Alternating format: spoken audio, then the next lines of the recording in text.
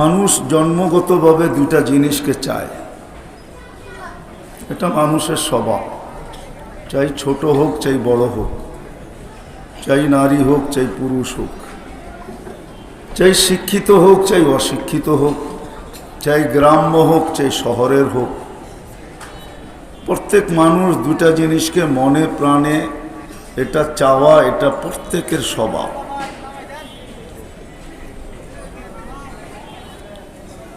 প্রথম জিনিস তো হলো মানুষ সর্ব অবস্থায় সুখী হইতে চায়, এটা মানুষের স্বভাব। একা থাকলেও সুখী হইতে চায়, ফ্যামিলি হলেও সুখী হইতে চায়, ভাই বেরাদর থাকলেও সুখী হইতে চায়। দুনিয়ায় যতগুলা সম্পর্ক আছে এই সম্পর্কের মাঝে প্রত্যেক মানুষ সুখী হইতে চায়, এটা মানুষের স্বভাব। কিন্তু আমার কথা ধ্যান দিয়া শুনতে হবে, সুর তো হবে না। আশা করি ধ্যান দিয়া শুনলে হয়তো বুঝে আসতে পারে, গ্যারান্টি দিতেছি না, আল্লাহ চাহে তো বুঝে আসতে পারে। মানুষ সুখী হইতে চায়, এটা মানুষের স্বভাব। সমস্ত সম্পর্ক নিয়ে মানুষ সুখে থাকতে চায়। আর দ্বিতীয় হলো মানুষ সর্বকর্মে যেই কাজই করুক, ছোট একটা চায়ের দোকান দেখ আর বিশাল একটা ফ্যাক্টরি করুক, সর্ব জায়গায় মানুষ সফল হইতে চায়। ছোট একটা দোকান দিয়েও সফল হইতে চায়, একটা চায়ের দোকান দিয়েও সে সফল হইতে চায়, তা সবজির দোকান দিয়েও সে সফল হইতে চায়, ফেরি কইরেও সে সফল হইতে চায়। অর্থাৎ বলা যেতে পারে মানুষ সর্ব পেশায় বা সর্বক্ষেত্রে সফল হইতে চায়। কিন্তু প্রশ্নের বিষয় বা ভাবনার বিষয় বা চিন্তার বিষয়, আর এটাও বলা যেতে পারে বিশাল অনুতাপের বিষয়, দুঃখের বিষয় এটাই, যেই মানুষটাকে আল্লাহ এক ফোঁটা পানির থেকে অস্তিত্ব দিয়া শ্রেষ্ঠত্বের মুকুট পরায়া দিলেন। এক ফোঁটা পানির থেকে কিন্তু আমাদের অস্তিত্ব। যদিও আপনি বলবেন সব সৃষ্টি তো পানির থেকে অস্তিত্ব, অমিনাল মা ইকুল্লু শাইইন হাই, সব কিছু আল্লাহ পানির থেকে তৈরি করছেন। আমিও বলি বটে, কিন্তু মানুষের পানিটার সাথে আরেকটা গুণ যুক্ত আছে, মা আম্মাহিনা, বড় নিকৃষ্ট পানির থেকে আমরা তৈরি। তাও এক ফোঁটা পানি, এক ফোঁটাও না। আমাদের মন্ত্রী মহোদয় শুধু মন্ত্রী না, উনি ডাক্তারও, আবার একটা হাসপাতালের পরিচালকও। ওনাকে জিজ্ঞাসা করেন এক ফোঁটা পানির থেকে আমরা তৈরি হই না। এই পানিগুলা আমার পেটে যখন যায় তো কয়েক লক্ষ ডিমে রূপান্তরিত হয়, সব ডিমগুলা বিনষ্ট হয়, একটা ডিম থেকে আমরা তৈরি, ছোট ক্ষুদ্র একটা ডিম থেকে আমরা তৈরি। এই জন্যই তো আল্লাহ মানুষকে বুঝান, মানুষকে বাধ্য করেন না।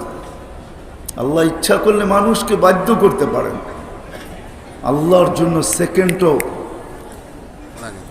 সেকেন্ডও লাগে না, আল্লাহ মানুষকে বাধ্য করতে পারেন।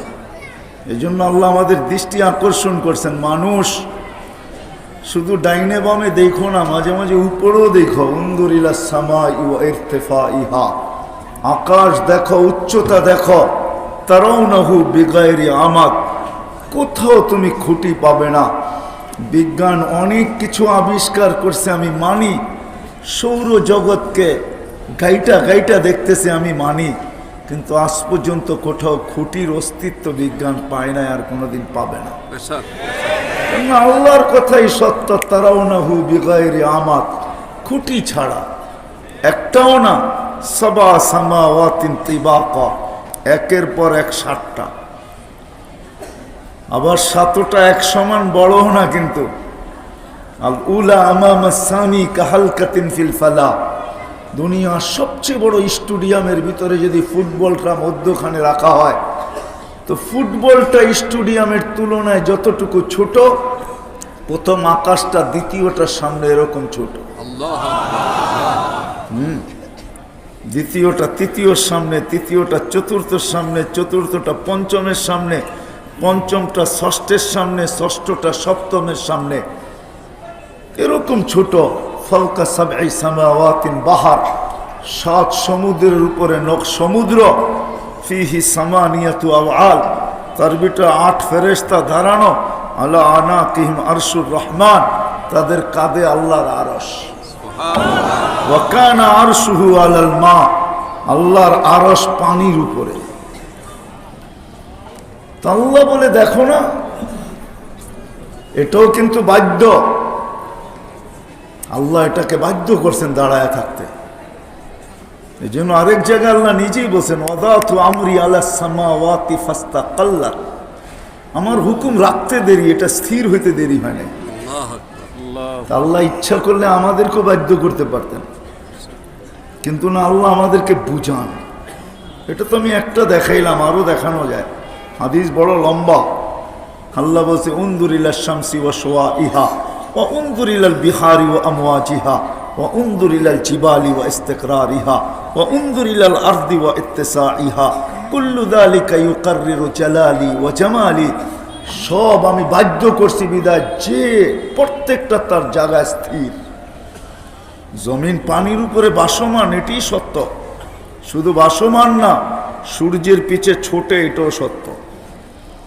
জমিন পার ঘন্টায় 66,000 মাইল বেগে সূর্যের পিছে দৌড়াইতেছে, 1000 মাইল বেগে ঘুরতেছে, 24 ঘন্টা একবার প্রদক্ষিণ হয়।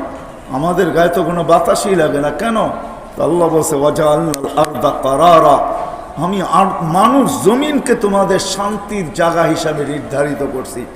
জমিন ছুটবে তাতে কিছু আসে যায় না, ঘুরবে তাতেও কিছু আসে যায় না, কেননা আমি ওকে বাধ্য করছি। তুমি যা খুশি তা করো, কিন্তু আমার বন্দার গায়ে যেন বাতাস না লাগে। খবরদার, বন্দা যেন হেলে না দোলে না, তুমি যা খুশি তা করো। তো আল্লাহ আমাদেরকে বুঝাইতে চান, বাধ্য করতে চান না।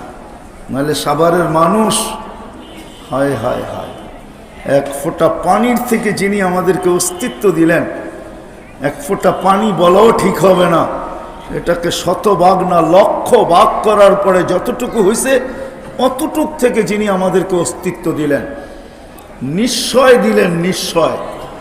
এটাও কিন্তু একটা মেসেজ ছিল, আমি মন্ত্রী মহোদয়ের কথার সাথে সংযুক্ত করতে চাইতেছি। এটা একটা মেসেজ ছিল, মানুষকে আল্লাহ নিশ্চয় অস্তিত্ব দিয়েছেন।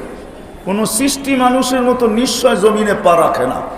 মুরগির বাচ্চা বাহির হইতে দেরি, ছুটাছুটি করতে দেরি করে না। মাত্র 11 দিন মুরগির বুকের নিচে ছিল, 21 দিন। আমরা তো 10 মাস মার পেটে ছিলাম। মুরগির ডিমের থেকে বাচ্চা বাহির হয়েছে আল্লাহ 2টা অক্ষর দিয়া, কুন ফাকান। আল্লাহ বলছে হয়ে যাও, হয়ে গেছে।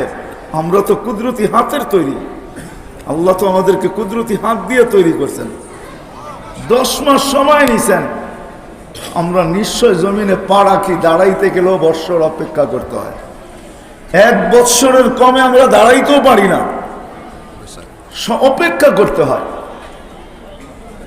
অপেক্ষা করতে হয়। তো আল্লাহ আমাদেরকে নিশ্চয় অস্তিত্ব দিয়ে মেসেজ দিছেন যে মানুষ, তুমি কিন্তু নিশ্চয়, তোমার মতো অসহায় কেউ নাই। তো হাদিস নিয়ে আসছেন, ফালা লাকা সিন্নুন তাক্তা, দাঁত তোমার নাই, কোত্থেকে কাটবে? ওয়ালা লাকা লিসানুন তান্তিক, জিহ্বা আছে, বাকশক্তির কার্যকারিতা নাই। জিজ্ঞাসা করেন, আপনাদের এইখানেও হাসপাতাল আছে মন্ত্রী মহোদয়ের, WHO কাছে এখন পর্যন্ত কোনো প্রযুক্তি আসে নাই যে বাচ্চা জন্ম নেওয়ার সাথে সাথে মেশিন আসবে আর টেস্ট করবে আর বলে দিবে এই বাচ্চা ভবিষ্যতে কথা বলবে। এরকম কোনো টেকনোলজি মনে হয় এখনো দুনিয়াতে আসে নাই। চোখে লাগায় বলে দিবে, এই চক্ষু দেখবে, এরকম দুনিয়া উন্নত আমি মানি। মঙ্গলের গ্রহের সাথে কথা বলে আমি মানি, চাঁদে পা রাখে আমি মানি, হবল বড় কিছু দেখে এটাও আমি মানি, বিজ্ঞান বড় উপরে চলে গেছে এটাও আমি মানি। কিন্তু ওই টেকনোলজি এখনো আসে নাই যে বাচ্চা জমিনে পা রাখবে আর চোখে লাগাবে আর বলবে এই চক্ষু দেখলে। ওই টেকনোলজি আসে নাই। আর সত্য তো এইটাই, তুমি কানেরটা নিয়ে আসো, এটা লিপ টাচ, এটা আমি চিনি, আমাকে চিনাই তো হবে না, এটা ডাইনে বামের থেকে টানবে না, এটার নামই হলো লিপ টাচ। এটা সিঙ্গারদের জন্য বানানো হয়েছে, আমাদের জন্য না। যারা গান গায় ওরা হাতে নিয়ে ঠোঁটে লাগায়, নাচতে থাকে আর গাইতে থাকে। আমরা তো গান গাছতে আই নাই, মানুষের দিলে কিছু জিনিস ডালতে আসছি, বুঝাইতে আসছি, চেষ্টা করতে আসছি। দাওয়াতের কথা বললো না, দাওয়াত দিতে আসছি। এটা লিপ টাচ, আমরা সিঙ্গার না। কানেরটা নিয়ে আসো, ঠিক হবে আওয়াজ।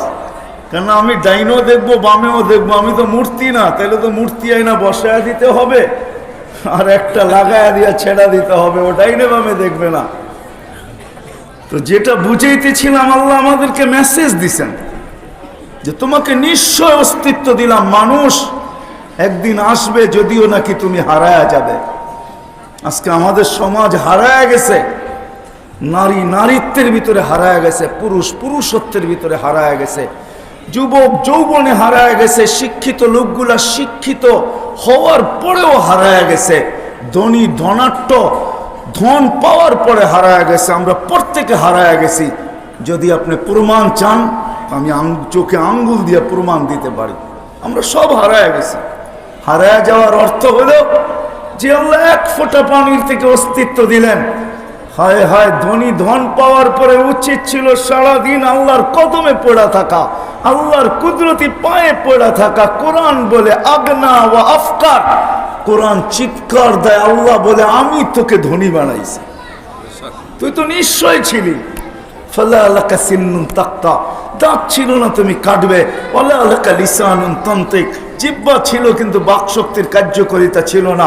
ওয়ালা লাকা আইনুন তানদুর, চক্ষু ছিল দৃষ্টিশক্তির কার্যকারিতা ছিল না। ওয়ালা লাকা উযুনুন তাসমা, কান ছিল শ্রবণ শক্তির কার্যকারিতা ছিল না, জানারও কোনো সুযোগ ছিল না। ওয়ালা লাকা আকলুন তুমাইয়িজ, মগজ ছিল ভালো মন্দ তুমি বুঝতে না। ওয়ালা লাকা কলবুন তাতাফাক্কার, দিল ছিল চিন্তা কি জিনিস তুমি জানতে না। ওয়ালা লাকা ইয়াদুন তাফতিশ, হাত ছিল ধরার ক্ষমতা ছিল না। ওয়ালা লাকা রিজলুন তামশি, পাও ছিল কিন্তু চলার ক্ষমতা তোমার ছিল না। কুনতা সাগীরা, একটু ভাবো না তুমি কত ছোট ছিলে। ও কুনতা দাঈফা, একটু ভাবো না তুমি কেমন দুর্বল ছিলে। ও কুনতা জাহিলা, একটু ভাবো না তুমি কেমন অজ্ঞ ছিলে। ও কুনতা মিসকিনা, তোমার মতো নিশ্চয় তো কেউ ছিল না। এক ফোঁটা পানির থেকে আল্লাহ মেসেজ দিছেন, মানুষ তোমাকে অস্তিত্ব দিছি, নিশ্চয় দিলের ভিতরে গাইথা নাও। নিশ্চয় অবস্থায় যদি আমি তোমাকে রেখা দেই, দুনিয়ার টেকনোলজি বড় উপরে চলে গেছে, নাইলে বিজ্ঞান এত বড় ফিতা পাইল তো পাইল কি করে?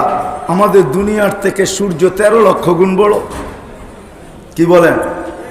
হ্যাঁ, ফিতা আছে বিদায়ী তো, ঠিক না? কি মনে হয় বুঝতে পারি, বুঝাইতে পারতেছি না। ফিতা আছে বিদায়ী তো বিজ্ঞান বলল যে আমাদের দুনিয়ার থেকে সূর্য 13 লক্ষ গুণ কত বড়। এটাই তো শেষ না, আমাদের দুনিয়াটা গ্রহ নক্ষত্র না। এটার পাশে যে অ্যান্ড্রোমেডা আছে ওটা সূর্যের চেয়ে 50 লক্ষ গুণ বড়, বিজ্ঞান বলতেছে। বিজ্ঞান এর পাশে যেটা আছে ব্যাটেলজেস, এটা সূর্যের চেয়ে 100 কোটি গুণ বড়। আমি বিজ্ঞান পড়াইতে আসি নাই, কিন্তু বুঝানোর জন্য বলতেছি। সৌরজগৎ পড়াইতে আসি নাই, বিজ্ঞানের কাছে ফিতা বড় ছোট। বিজ্ঞান সৌরজগতের ভিতরে বইলা দিছে মহাদেশ, সৌরজগতেও কিন্তু মহাদেশ আছে, যেটাকে সুপার ক্লাস্টার বলে। বলছে 100 কোটি আছে, 100 কোটি মিলাও প্রথম আকাশের সামনে একটা বিন্দুর মতো, বইলা সিগনেচার করে ছেড়া দিছে। কেননা আমাদের একজন মনীষী ছিলেন শেখ সাদি রহমতুল্লাহ আলাইহি, উনি তথ্য দিয়ে গেছেন 1000 বছর আগে। দরি বর্তা কিস্তি ফেরু সুদ হাজার কে পয়দা না সুদ তখতায়ে বরকিনা, যে সৌরজগৎ নিয়ে বেশি ভাবতে যেও না, তুমি হারায়া যাবে, তোমাকে খুঁজে আর কেউ পাবে না। কেন ওটা তো আল্লাহর বানানো সৌরজগৎ। তো যেটা বুঝাইতেছিলাম আপনাদেরকে, আল্লাহ আমাদেরকে মেসেজ দিছেন, তোমাকে নিশ্চয় অস্তিত্ব দিছি। ও মানুষ, স্বয়ং সম্পূর্ণ হওয়ার পরে তুমি হারায়া যেও না, তুমি আমার থেকে দূরে চলে যেও না।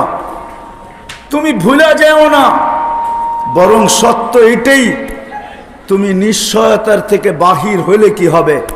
যতটুক মার পেটের থেকে যদি আসছিলাম, আপনাদের সাবারও পাওয়া যাবে, যাকে বেটে বলে, বেটে। আপনাদের আমাদের ভাষায় কি বলে এটাকে? বাওনা, ঠিক না? দুনিয়ায় কোনো মেশিন আসছে নাকি যে ওকে একটু লম্বা করে দিবে? হ্যাঁ, আল্লাহ করেন নাই, বিদায় করা সম্ভব না, ঠিক না? তা আল্লাহ আমাদেরকে মেসেজ দিছেন, মানুষ সত্য এটাই, তুমি কিন্তু আমার মুখাপেক্ষী, এই কথা ভাইব না। তোমাকে নিশ্চয় অস্তিত্ব দিয়ে মেসেজ দিলাম, তুমি এইখান থেকে বাহির হইতে হইলে যেরকম আমার মুখাপেক্ষী, সারা জীবন কিন্তু তুমি আমার মুখাপেক্ষী নিজেকে ভাবো। এই জন্যই কোরআন বলে আনতুমুল ফুকারা আল্লাহু হুয়াল গানিয়ুল হামিদ। মানুষ শ্বাসে শ্বাসে তুমি আমার মুহতাজ, আমরা কিন্তু শ্বাসে শ্বাসে আল্লাহর মুহতাজ। এই জন্যই আমার কথা শুরু ছিল এটা, যে মানুষ জন্মগতভাবে সমস্ত সম্পর্কে সুখী হইতে চায়, আবার সর্বকর্মক্ষেত্রে সফল হইতে চায়। কিন্তু যে মানুষটাকে আল্লাহ এক ফোঁটা পানির থেকে অস্তিত্ব দিয়া শ্রেষ্ঠত্বের মুকুট মাথায় পড়াইলেন, শ্রেষ্ঠত্ব একদিকে দিলেন না, সর্বদিকে দিলেন। এরকম কোনো দিক নাই যে দিকে আল্লাহ মানুষকে শ্রেষ্ঠত্ব না দিলেন। আমরা কিন্তু সর্বদিকে শ্রেষ্ঠ, এরকম কোনো দিক নাই যে দিকে আমরা সমগ্র সৃষ্টির থেকে শ্রেষ্ঠ না।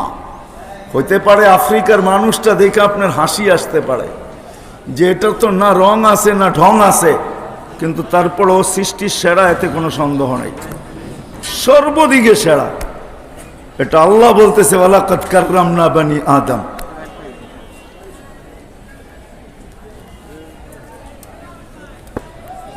ওয়ালাকাদ কাররামনা বানি আদম, আল্লাহ সর্বদিকে শ্রেষ্ঠত্ব দিয়েছেন। চাই রং থাকুক আর না থাকুক, চাই ঢং থাকুক আর না থাকুক। হ্যাঁ, আফ্রিকায় কিছু মানুষকে দেখলে হাসিও আসে, মনে হয় ডাইসের ছোঁয়াই দেন না আল্লাহ, কোনো মতে বানায় ছেড়ে দিয়েছেন। কিন্তু তারপরে ও সৃষ্টির ভিতরে সবচেয়ে সুন্দর, সবচেয়ে সেরা। কোরআন বলে ওয়াত্তিন ওয়াস-সাইতুন ওয়া তুরি সিনিন লাকাদ খালাকনাল ইনসানা ফি আহসানি তাকওয়িম। গঠনগতভাবে আমাদের চেয়ে সুন্দর কেউ নাই, রূপের দিক দিয়েও আমাদের চেয়ে সুন্দর কেউ নাই। যদি হইতো তো মিশরের মেয়েদের কথা সত্য হইতো। হাত কাটার পরে চিৎকার দিয়া বলছিল মা হাশা লিল্লাহি হাদা বাশার ইন হাদা ইল্লা মালাকুন কারীম। ইউসুফ মানুষ হইতেই পারে না, এটা ফেরেশতা। আল্লাহ বলেন ফেরেশতা এত সুন্দর হয় না, ইউসুফই এত সুন্দর, মানুষই এত সুন্দর। ফেরেশতা আমার হুকুমের তৈরি, মানুষ আমার কুদরতি হাতের তৈরি। আমি চলে আসছি, কথাকে গুছায় নিব, অনেক লম্বা করার সুযোগ আমার কাছে নাই, এই জন্য কথাকে গুছায় নিয়ে আসতেছি। যে মানুষটা মনে প্রাণে জন্মগতভাবে এই দুটা জিনিসকে চায়, যাকে আল্লাহ সৃষ্টির ভিতরে সর্বদিকে শ্রেষ্ঠত্ব দিলেন, অস্তিত্ব দিলেন, তো দিলেন কেমন? বিদ্যা দিলেন তো দিলেন কেমন? বুদ্ধি দিলেন তো দিলেন কেমন? বিবেক দিলেন তো দিলেন কেমন? শিক্ষা দিলেন তো দিলেন কেমন? দীক্ষা দিলেন তো দিলেন কেমন? শুধু এতটুকুই তো না শেষ, সত্য এটাই, সত্য এটাই। মানুষ অস্তিত্ব নিতে দেরি, আল্লাহ কানে ধ্বনি দিতে দেরি করেন না। হুয়াল্লাযী খালাকা লাকুম মা ফিল আরদি জামিয়া। মানুষ, হুয়াল্লাযী খালাকা লাকুম মা ফিল আরদি জামিয়া। ও মানুষ, পুরা জমিন এবং একবার যা কিছু এর ভিতরে আছে সবকিছুর আধিপত্য আমি তোমাকে দিলাম, তোমাকে। জমিনের মালিক আল্লাহ বানায়া দেন, যেমন আল্লাহ এই ধ্বনিটাও দেন হুয়াল্লাযী খালাকাকুম সুম্মা রাযাকাকুম। হায় হায়, অস্তিত্ব আমি দিছি, লালন পালনের দায়িত্ব আমার। আল্লাহ কিন্তু মানুষের লালন পালনের দায়িত্ব নিয়েই অস্তিত্ব দেন, নাহলে কোরআন এই চিৎকার কোনোদিন দিত না হুয়াল্লাযী খালাকাকুম সুম্মা রাযাকাকুম। আল্লাহ বলে অস্তিত্ব আমি দিছি, লালন পালন আমি করব। যে আল্লাহ দুনিয়াটা আমাদেরকে দিয়া দিলেন, শুধু দুনিয়া তো দেন নাই, শুধু দুনিয়া দেন নাই, দুনিয়ার ভিতরে যা কিছু আছে সব দিছে। নাইলে সত্য এটাই নাইলে সাভারের মানুষ কোনোদিন এই জিনিস এই দৃশ্য দেখতো না, যে ছোট একটা বাচ্চা হাতির পিঠে বসা আর সে ভিক্ষা করতেছে, 10 টাকার কমে দিলে নেয় না, বেশি দিলে ফেরত দেয় না, আর ওই হাতি নিতেছে আর ছোট বাচ্চাটার হাতে দিতেছে। কি হাতির তুলনায় বাচ্চাটা কতটুকু? হ্যাঁ, কতটুকু আসে? কখনো আসে? এখানে আসে না? ভিক্ষা করতে আসে না? আসে না? কি হাতি নিয়ে নিজে খায়া ফেলে? কাকে দেয়? বাচ্চাকে দেয়। কেন? কেন জমিনে যা কিছু আছে সব মানুষের রাজত্ব এর উপরে, এই জন্য সে মানুষের অধীন, সে দিতে বাধ্য। সত্য এটাই। শুধু দুনিয়ার আধিপত্য দেন নাই, আমাদের দায়িত্ব আল্লাহ নিলেন। দুনিয়া দেন নাই, আখিরাতও আমাদেরকে দিলেন। হ্যাঁ, কোন এক প্রশ্নের জবাবে আল্লাহ বলছিলেন, ফেরেশতাদের অনুরোধ ছিল আল্লাহর কাছে, ফাজা আল্লাহুমুদ দুনিয়া, আল্লাহ মানুষকে দুনিয়া দিয়া দেন, ওজা আল্লাহর আখেরা, আমাদেরকে আখেরাত দিয়া দেন। কেন আমরা নাফরমানি করব না? আর মানুষ তো নাফরমানি করা ছাড়া থাকবে না। আমাদের মন্ত্রী মহোদয় নামাজের কথা বলল, ঠিক না? কে ডাকে ডেলি? হ্যাঁ, জানেন আল্লাহ ডাকার দায়িত্ব কেন নিলেন? এটাও তো জানি না, ঠিক না? আমার মনে হয় নবীজি যখন কমাইতে কমাইতে 5-এ নিয়ে আসছিলেন, 5 ওয়াক্ত পড়তে হবে, কমাইতে কমাইতে, তো মুসা আলাইহিস সালাম বলতেছিলেন, আমি অভিজ্ঞ, আরো কমায়া নিয়ে আসেন, আমি আমার উম্মতকে 2 ওয়াক্ত পড়াইতে পারি না, আপনার উম্মতকে 5 ওয়াক্ত পড়াবেন, তো পড়াবেন কি করে? কিন্তু বারবার যাওয়ার দ্বারা আমাদের নবীজির চেহারায় লজ্জা ফুটা উঠতেছিল, লজ্জা ফুটা উঠছে, লাজুক হয়ে গেছেন, লজ্জার কারণে কদম আগে বাড়তেছিল না, আর মুসা আলাইহিস সালামের কথার কারণে দিলের ব্যথা কমতেছিল না, যে আমার উম্মত যদি 5 ওয়াক্ত না পড়ে, যেমন মুসা আলাইহিস সালাম বলতেছেন 2 ওয়াক্ত পড়তে পারে না, তাইলে আমি আল্লাহকে মুখ দেখাবো, তো দেখাবো কি করে?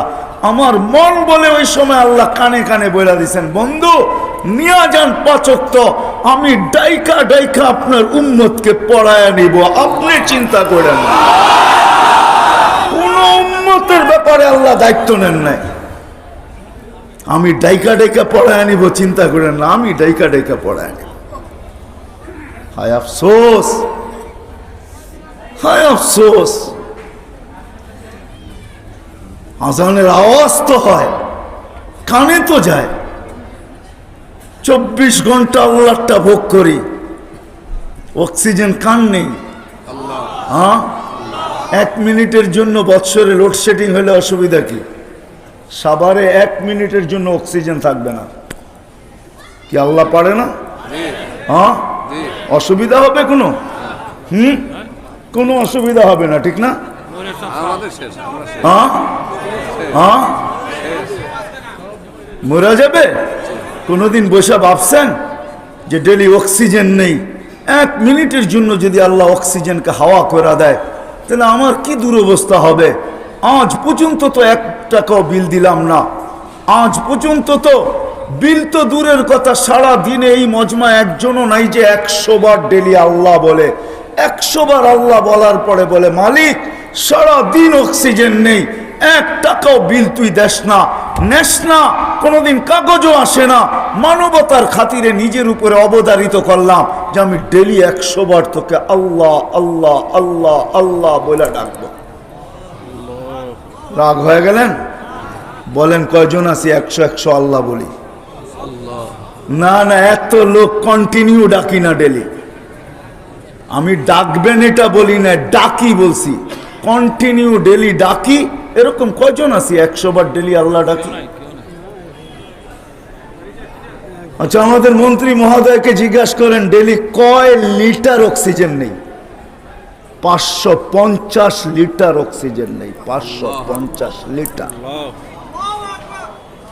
যুবক, যৌবনের তরঙ্গে ভাসটাই না, রাগ হও না, তোমাদের পায়ে হাত রাখে। আমি তো আমার সমাজের পিছে চিল্লাইতেছি, শুধু আমার জাতির পিছনে চিল্লাইতেছি, দিলে বড় ব্যথা লাগে। হায়, জাদুও জানি না, যদি জানতাম তাহলে দিল ফায়রা জাতির দিলের ভিতরে ঢুকায় দিতাম, সবাইকে মাতাল করে ফেলতাম। 24 ঘন্টায় আধা ঘন্টার জন্য ডাকে। আমাদের নামাজের যে অবস্থা, তাতে 1 মিনিটের উপরে 1 রাকাতে আমাদের সময় লাগে না, ঠিক না? কি রাগ হয়ে গেলেন? হ্যাঁ, সাধারণকে জিজ্ঞাসা করতেছি, কি 1 মিনিটের বেশি লাগে 1 রাকাতে? মাত্র 32 রাকাত নামাজ দিন রাত্রে 24 ঘন্টায়। 17 রাকাত ফরজ, 3 রাকাত ওয়াজিব, 12 রাকাত সুন্নতে মুআক্কাদা, 32 রাকাত। 32 মিনিটের জন্য ডাকেন। হায় হায় হায়, কয়জন আসে? হ্যাঁ সত্য, কয়জন আসে? কে ডাকে? আল্লাহ ডাকে। যে আল্লাহ সবকিছু আমাদেরকে দিয়া দিলেন, দুনিয়াও দিলেন, আখিরাতও দিলেন, সব আমাদেরকে দিয়া দিলেন। শুধু দেন নাই 550 লিটার অক্সিজেন ডেলি নেই। মন্ত্রী মহোদয়কে জিজ্ঞাসা করেন, ওনার হাসপাতালে মনে হয় ডায়ালিসিস সেন্টার আছে, ঠিক না? কিন্তু আমাদেরকে সুস্থ রাখার জন্য ডেলি আল্লাহ কুদরত দিয়া কয়বার আমাদের কিডনিকে ডায়ালিসিস করেন? জিজ্ঞাসা করেন। একবার ডায়ালিসিসে 4 ঘন্টা লাগে। জিজ্ঞাসা করেন। 2টা ক্যানোলা করতে হয়, একটা দিয়ে রক্ত বাহির হয় আর একটা দিয়ে ঢোকে। কুদরত দিয়ে আল্লাহ কয়বার আমাদের ডায়ালিসিস করেন 24 ঘন্টায়? জিজ্ঞাসা করেন। 36 বার ডায়ালিসিস করেন। 36 বার। 24 ঘন্টায় 36 বার আমার কিডনি অটো ডায়ালিসিস হয় আমাকে সুস্থ রাখার জন্য। যুবক, তোমাকে যৌবনের তরঙ্গে রাখার জন্য, নারীকে নারীত্বের ভিতরে রাখার জন্য, প্রত্যেক ব্যক্তিকে তার অবস্থানে সুস্থ রাখার জন্য। রিক্সাওয়ালা রিক্সা চালাইতেছে, সিএনজি ওয়ালা সিএনজি চালাইতেছে। ও যুবক, তুমি গুনার আড্ডার ভিতরে ডুবা আসো, কুদরত তোমার ডায়ালিসিস করে তোমার কিডনিকে সজাগ রাখতেছে, তোমাকে সুস্থ রাখতেছে। আজ পর্যন্ত 1 টাকা বিল চায় নাই। এইখানে একজনও হবে না যে সকালবেলা উঠা ডেলি 36 টাকা আলাদা করে আর বলে, মালিক আমি অগ্রিম দিয়া দিলাম, একবার ডায়ালিসিস 1 টাকা, 36 বার করবে 24 ঘন্টা, আমি 36 টাকা আলাদা রাখলাম, মাসের শেষে ওটা আমি কোথাও তোমার নামে দিয়া দিব। এরকম তো একজনও পাওয়া যাবে না। পুরা সাভার কেন, আমার বাংলাদেশের ভিতরে কোনো জাতির ভিতরে একজনও পাওয়া যাবে না যে 36 টাকা আলাদা রাখে। তা আমি আসল জায়গায় চলে আসি, যেই মানুষটা জন্মগতভাবে সুখী হইতে চায়, সুখী সর্বক্ষেত্রে, সন্তান মা বাবা নিয়ে সুখী হইতে চায়, মা বাবা সন্তান নিয়ে সুখী হইতে চায়, স্বামী স্ত্রী নিয়ে সুখী হইতে চায়, স্ত্রী স্বামী নিয়ে সুখী হইতে চায়, ভাই ভাই নিয়ে সুখী হইতে চায়, বোন বোন নিয়ে সুখী হইতে চায়, প্রতিবেশী প্রতিবেশীকে নিয়ে সুখী হইতে চায়, আমরা একে অপরকে নিয়ে সুখী হইতে চাই। এটা আমাদের মনের বাসনা। তদ্রূপ আমরা সর্বক্ষেত্রে সফল হইতে চাই। কিন্তু একজনও পাওয়া যাবে কিনা জানি না আমি, যে আজ পর্যন্ত নির্জনে বসে 2 মিনিট 1 মিনিট মনে মনে আমার মালিককে জিজ্ঞাসা করলাম কিনা, যে মালিক তুমি তো আমাকে অস্তিত্ব দিলে, 1 ফোঁটা পানির থেকে এই মেশিনটা তৈরি তো আল্লাহই করলেন, ঠিক না? কে করছেন? আল্লাহ। সত্য তো? এটার কারিগর কে? আল্লাহ। বানানেওয়ালা কে? আল্লাহ। দুনিয়ার রীতি তো এটাই, যে যেটা বানায় পরিচালনার জন্য তার শরণাপন্ন হইতে হয়, ঠিক না? সত্য কিনা? যে যেটা আবিষ্কার করে তার শরণাপন্ন হইতে হয়। এটাকে চালাবো তো চালাবো কিভাবে? তাহলে আমাদের ভিতরে সাভারের এই মজমা একজন বলুক যে আমি 1 মিনিটের জন্য মনে মনে আল্লাহর শরণাপন্ন হয়েছি, মালিক আমি তো চাই, কিন্তু আমার এই দেহটা আমি চালাবো তো চালাবো কি করে? আমি এই 2টা পাবো তো পাবো কি করে? আজকে আমরা যেরকম আর্টিফিশিয়াল মুরগিতে অভ্যস্ত হয়ে গেছি না, আমাদের গ্রামেও এখন দেশি মুরগি নাই। কিন্তু এক সময় ছিল, জামাই গেলে শ্বশুর শাশুড়ি ছুটা যায় মুরগি ধরা, এটাই একটা মজা ছিল, ঠিক না? শালারা ছুটা ধরতো, শালি ছুটা ধরতো, এটাই একটা মজা ছিল, যে দৌড়ে দৌড়ে মুরগি দৌড়া জব করে তাজা তাজা খাওয়ানোর একটা মজা ছিল। আর্টিফিশিয়াল মুরগি আসার কারণে এখন আর কেউ গ্রামেও মুরগি পালতে চায় না, ঠিক না? সত্য তো? আজকে আমাদের জীবনটাই কেমন জানি আর্টিফিশিয়াল হয়ে গেছে। কেউ আমরা সুখী না, কিন্তু তারপরও আমরা ভাবি আমরা সুখী। ওই যে আর্টিফিশিয়াল হয়ে গেছে, প্লাস্টিক মার্কা সব, ফার্মের মুরগি খাইতে খাইতে, প্লাস্টিকের ডিম খাইতে খাইতে এখন আর গ্রাম্য মুরগির ডিম আসলে স্বাদও লাগে না, ঠিক না?